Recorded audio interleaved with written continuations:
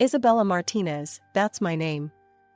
I never knew my dad, but honestly, I didn't feel like I was missing out on much. Mom worked her ass off to keep food on the table and a roof over our heads. From as early as I can remember, I was helping around the house. Dishes, laundry, you name it. Mom always said, "Bella, you gotta learn to take care of yourself. The world ain't gonna do it for you." Those words stuck with me. Our apartment was small, but it was home. The sound of Mom's ancient sewing machine was the soundtrack to my childhood. She'd stay up late, mending clothes for extra cash.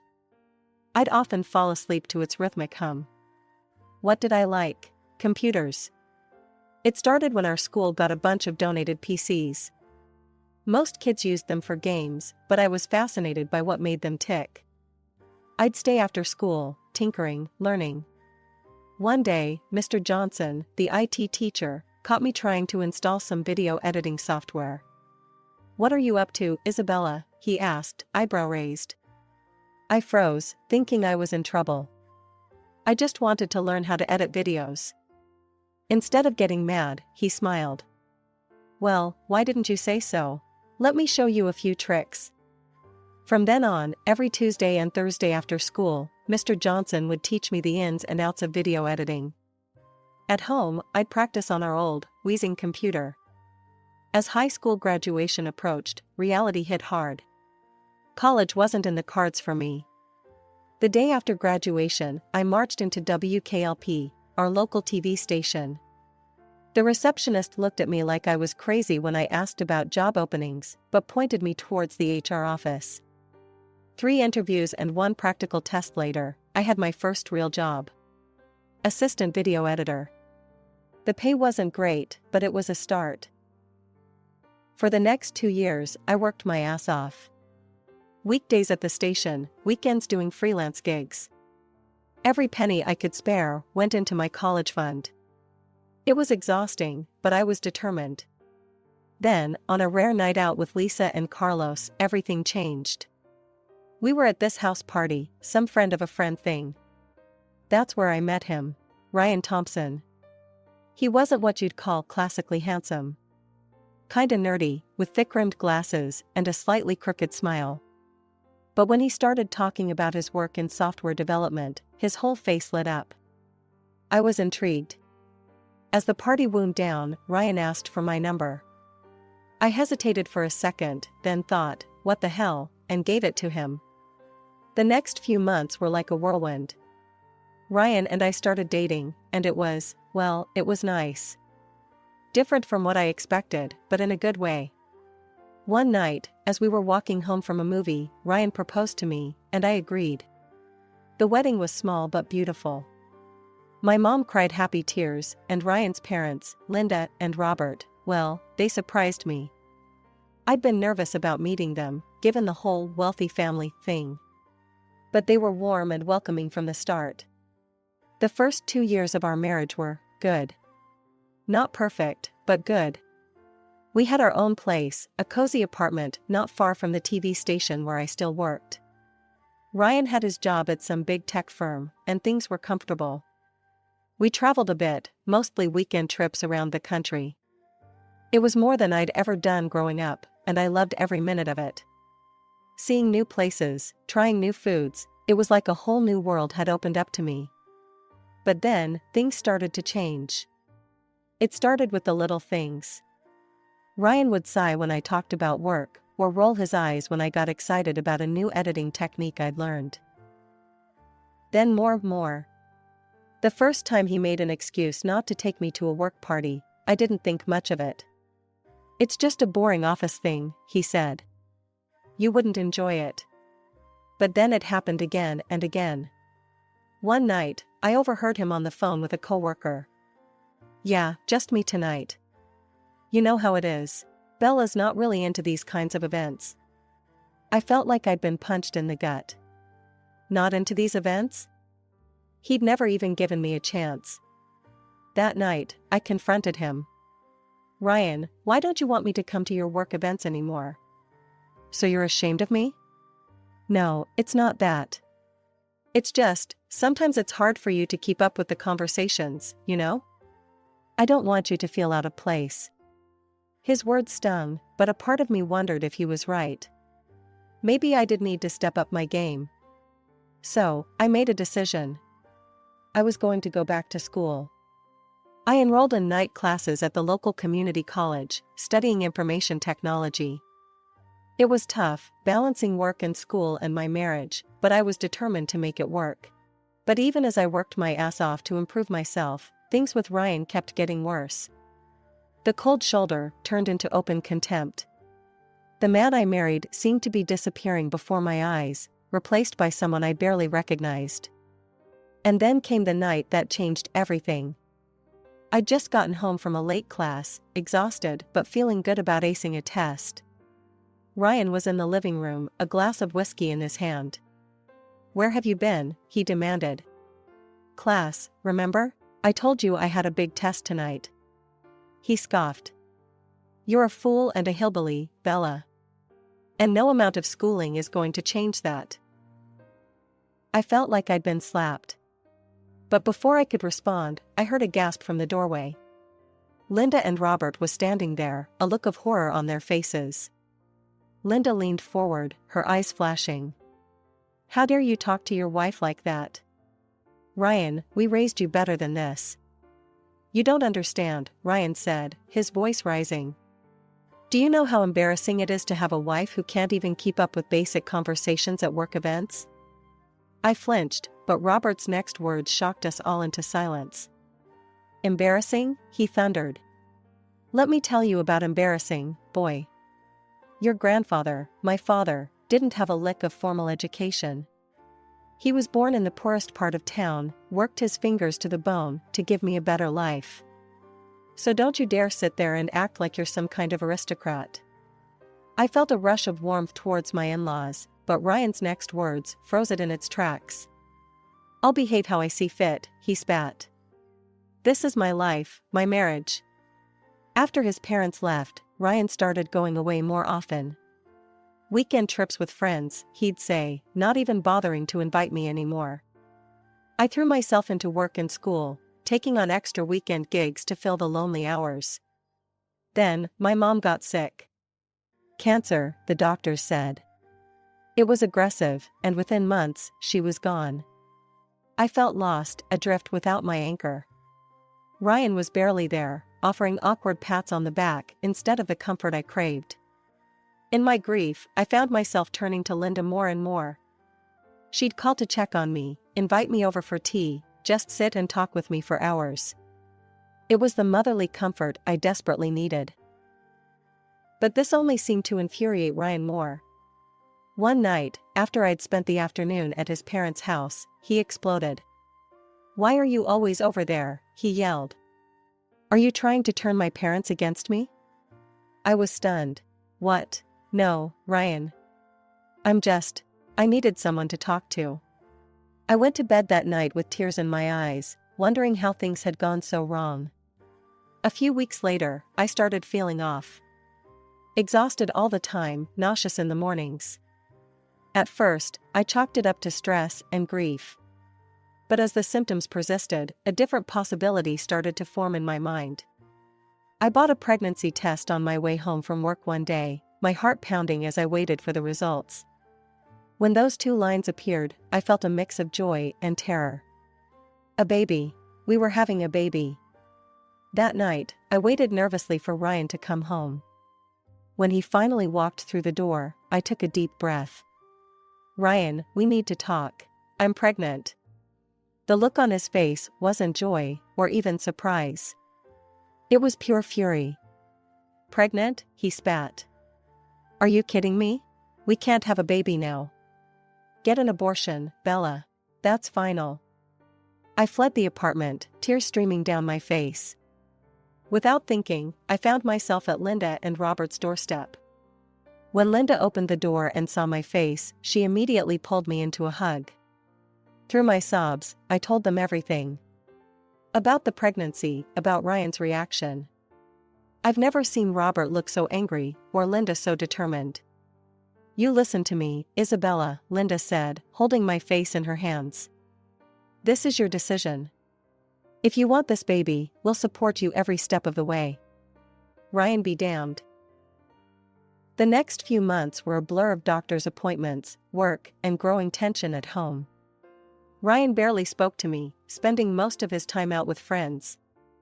I focused on my job, squirreling away every extra penny I could for the baby. One afternoon, I had a doctor's appointment to get some routine tests done. I'd taken half a day off work and was looking forward to a quiet evening at home afterward. As I pulled into our apartment complex, I noticed Ryan's car in the parking lot. Strange, he was usually at work at this hour. I climbed the stairs to our apartment, fumbling with my keys. As I opened the door, I heard Ryan's voice. I'll be there in a minute, babe. Just grabbing my overnight bag.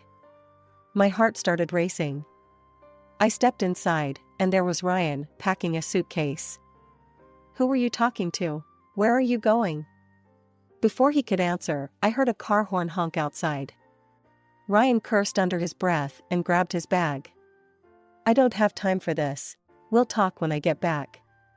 I followed him down to the parking lot, demanding answers. And that's when I saw her. Sitting in the passenger seat of Ryan's car was a woman. She was beautiful, with long blonde hair and perfect makeup. And she was very, very pregnant. As I stood there, frozen in shock, she got out of the car. She walked towards me with a smug smile on her face. So, you must be Isabella, she said, her voice dripping with fake sweetness. I'm Melissa, Ryan's girlfriend. I turned to Ryan, who couldn't even meet my eyes. Is this true? I asked, my voice barely above a whisper. He nodded, still not looking at me. I felt a surge of anger and disgust. Aren't you ashamed? I asked Melissa, my voice shaking. He's married. We're having a baby too. Melissa's smile turned cold. Ashamed? No, honey, I had to fight for my happiness, and you've already lost this battle. It's not my fault you couldn't keep your man satisfied. I turned to Ryan, fury replacing my shock. How could you do this? To me, to our baby? He finally looked at me, his face a mask of indifference. Come on, Bella, we both know this marriage was a mistake. I never loved you. You were convenient. A good housekeeper, someone to keep the bed warm. But Melissa, she's my soulmate. She's smart, educated. She fits into my world. Each word was like a knife in my heart. I stood there, tears streaming down my face, as Ryan got into the car with Melissa. I'll be back on Monday to get the rest of my things, he said. We can talk about the divorce then. As they drove away, I sank to my knees in the parking lot, my world crumbling around me. I picked up my phone with shaking hands and dialed Linda's number. When they arrived at my apartment that night, Linda took one look at my tear-stained face and pulled me into a fierce hug.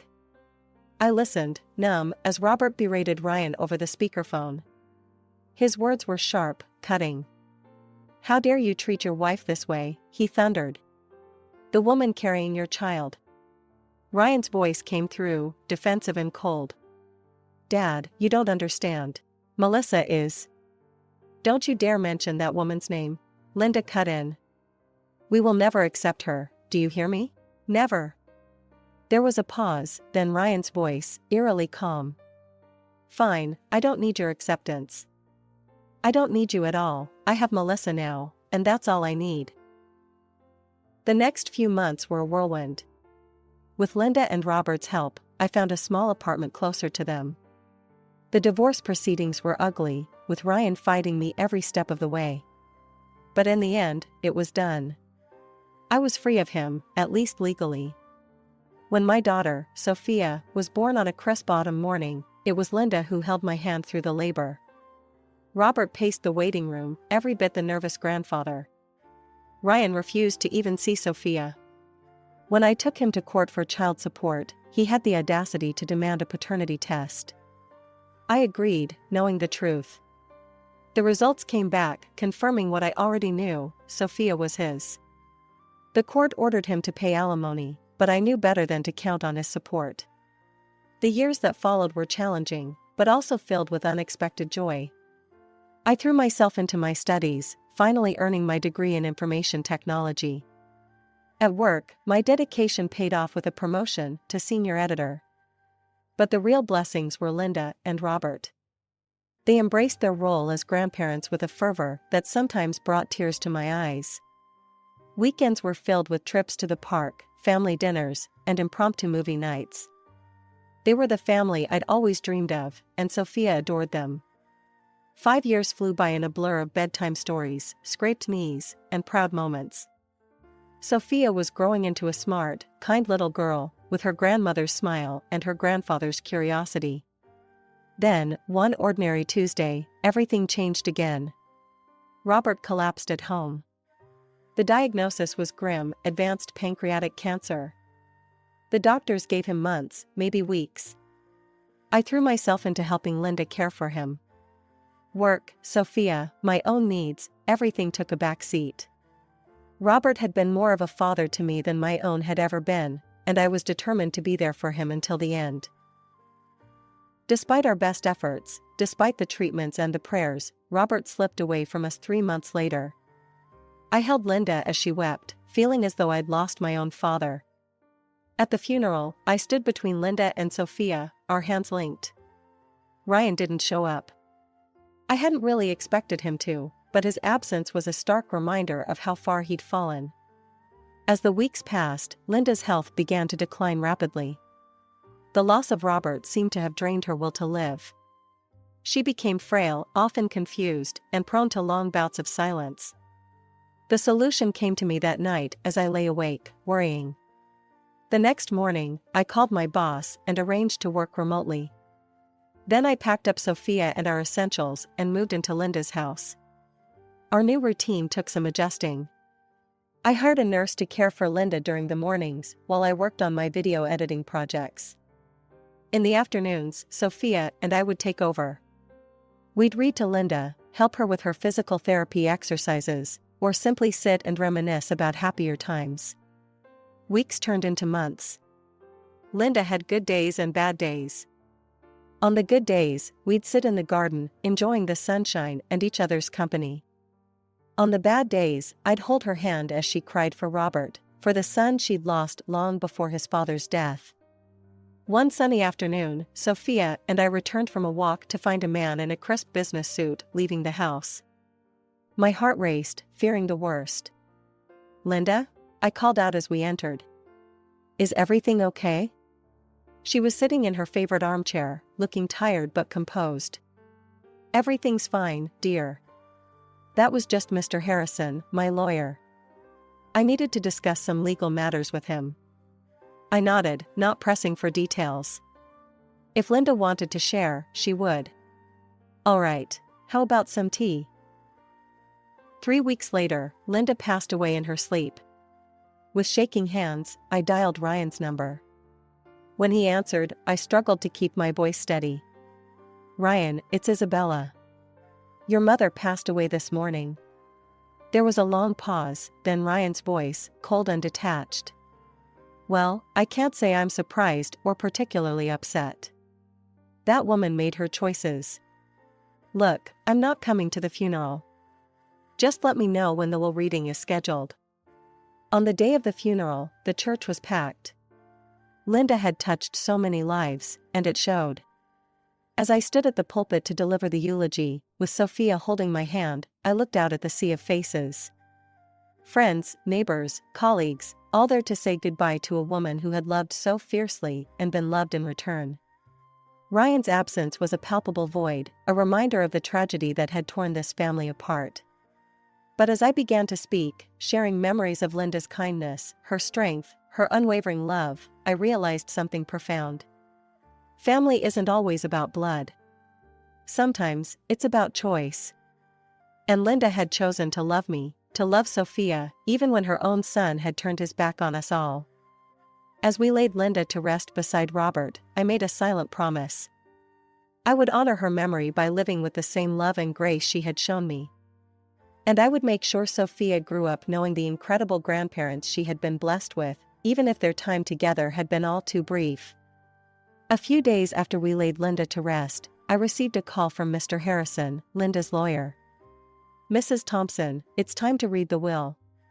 Can you come to my office tomorrow at 10 a.m.? I've already contacted Mr. Thompson. He'll be there." The next morning, I arrived at the law office, my stomach in knots. I took a deep breath and walked in. Ryan was there with Melissa, both dressed expensively and wearing matching scowls. Melissa's eyes raked over me, her lip curling in disdain.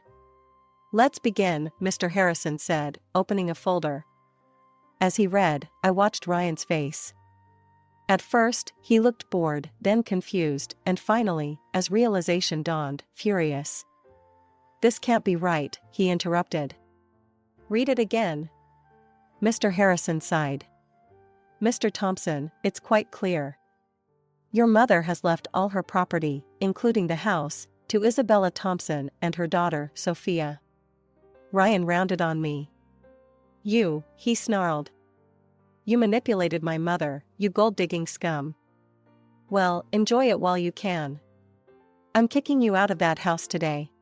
As they stormed out, Melissa paused at the door. "You might have won this round," she hissed, "but trust me, we're not done." I sat there, shell-shocked, as Mr. Harrison explained the details of the will. It wasn't just the house. Linda had left everything to Sophia and me, her savings, her investments, everything. "She wanted to ensure you and Sophia would be taken care of," Mr. Harrison said gently. "Linda loved you both very much." Tears welled up in my eyes. Even after she was gone, Linda was still looking out for us. But Ryan was true to his word. The harassment started that very night, incessant phone calls, threats, promises to destroy me. I changed my number, but it didn't stop. Then came the intimidation. Men would approach us on the street, making vague threats about paying what we owed. Sophia was terrified, clinging to me whenever we left the house. One day, as a man was making his usual threats, I discreetly hit record on my phone. As soon as he left, I went straight to the police station. The investigation moved quickly. With my recording and testimony, along with statements from neighbors who had witnessed the harassment, the police built a solid case against Ryan. When confronted with the evidence, Ryan's hired thugs quickly turned on him, confirming he had paid them to scare us. I'll never forget the look on Ryan's face when the officer slapped the handcuffs on him. In the end, I was granted a restraining order against Ryan. He wasn't allowed within 500 feet of Sophia or me, or to contact us in any way. That night, as I tucked Sophia into bed, I looked around the room that had once been Linda's sewing room. Now it was filled with stuffed animals and children's books, a testament to the new life we were building. "Grandma and Grandpa are watching over us," Sophia mumbled sleepily, clutching the teddy bear Robert had given her on her 3rd birthday. "Yes, they are," I whispered, kissing her forehead. "And they'd be so proud of you, my brave girl." Life had finally settled into a peaceful rhythm. Sophia was thriving in school, and I had recently been promoted to deputy director at the TV station. Linda and Robert's legacy had given us security, but I was determined to build our own success. One sunny afternoon, as I left work, a familiar figure stepped out from behind a parked car. Melissa, Ryan's wife, looked nothing like the polished woman I remembered. Her hair was disheveled, her eyes red-rimmed. "Isabella, please," she said, her voice breaking. "I need your help." I tensed, ready for another confrontation, but her next words caught me off guard. "Our son is sick. He needs surgery. Please, we need money. Just half of the inheritance." "You don't need it all, do you?" Something felt off. "What's wrong with him?" I asked cautiously. Melissa's eyes darted around. It's his heart. No, his kidneys. The doctors say." As she fumbled through her explanation, I remembered our first encounter, her smug smile as she declared victory in our battle. A cold clarity washed over me. "You know, Melissa," I said calmly, "someone once told me that I had to fight for my happiness. And it looks like you've already lost this battle." Her face transformed, the mask of desperation replaced by fury. You scum, she spat. You owe us that money. It should have been ours. I stood my ground. I don't owe you anything. Now leave, or I'm calling the police. As I walked away, her curses fading behind me, I felt a sense of closure. The last tie to my old life had been severed. That night, I made a decision. It was time for a fresh start. I sold Linda's house and bought a new one in a different neighborhood. Somewhere Ryan and Melissa wouldn't find us. Now, as I sit in our new living room, watching Sophia do her homework, I'm filled with gratitude. Gratitude for Linda and Robert, who loved us unconditionally. Gratitude for the strength I found within myself. And yes, even gratitude for the hardships that led me here,